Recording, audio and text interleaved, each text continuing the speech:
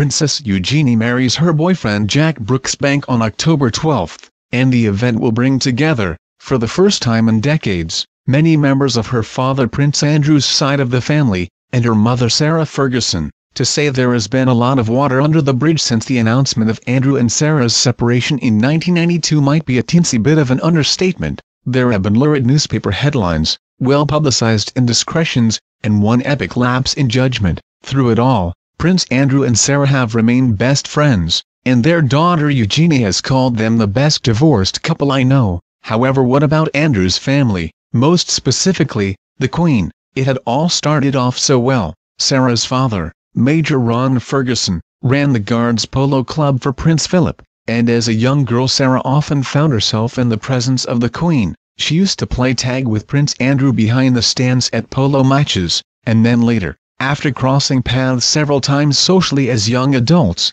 Sarah and her childhood playmate Andrew started a relationship, before marrying a year later. During her marriage, Sarah was close to the Queen. Her Majesty's relationship with her other daughter-in-law, Princess Diana, was sometimes strained, but the Queen and Sarah had plenty in common, and an easy chemistry. Sarah wrote in her autobiography My Story Indiana Private, I called her Mama. When she waved me to sit next to her in the car or at church, I felt favored and blessed. Andrew and Sarah decided to separate in January 1992, and Sarah wrote in her autobiography that when they broke the news to the Queen, she asked me to reconsider, to be strong and go forward. However, the relationship between the two women felt the strain when the Duchess was photographed with another man just 5 months after the separation had been announced. Sarah had taken a holiday with her new partner, financial advisor John Bryant, and paparazzi photographed them embracing. The front page story broke a few days later when Sarah was at the Queen's Scottish estate Balmoral with her estranged husband, their daughters,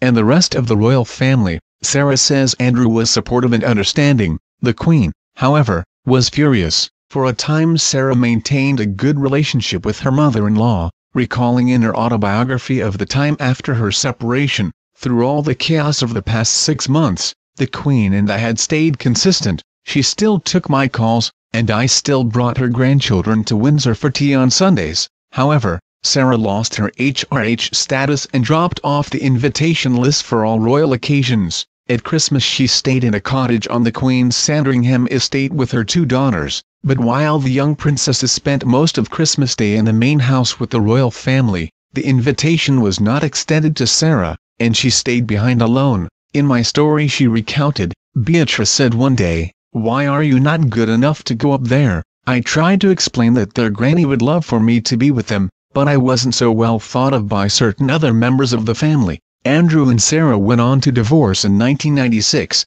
but they still live together at Royal Lodge in Windsor, and own a chalet together in Verbier where they vacation together every year. "We've never really left each other," Sarah stated during an Australian radio interview in 2016. However, it's a different matter with many other members of the family, especially after a tabloid sting in 2010 where Sarah apparently offered to sell access to Prince Andrew as part of a business deal. Sarah later explained in an interview with Harper's Bazaar that it was a misunderstanding. "I didn't do that, selling access. I said, if you're going to invest in my business, with it comes my family, because we're all a team together." But the way it came across in the video, it was so horrible, because they cut it and edited it. Andrew stood by his ex-wife, and perhaps surprisingly Sarah has slowly built a relationship with the Queen once more. They have crossed paths many times at horsing events such as Ascot and the polo, and Sarah says her former mother-in-law is the most wonderful, forgiving, non-judgmental person I know. In recent years Sarah has been the Queen's guest at Balmoral for short vacations, along with Andrew and their daughters, always when Prince Philip is absent. It has been reported that the Queen's husband looks less favorably on his former daughter-in-law, as do Prince Charles and Prince William. So with the family weddings of Prince Harry and Princess Eugenie, this year will be the first time Sarah has come face to face with many of her former in-laws. Thank you for watching.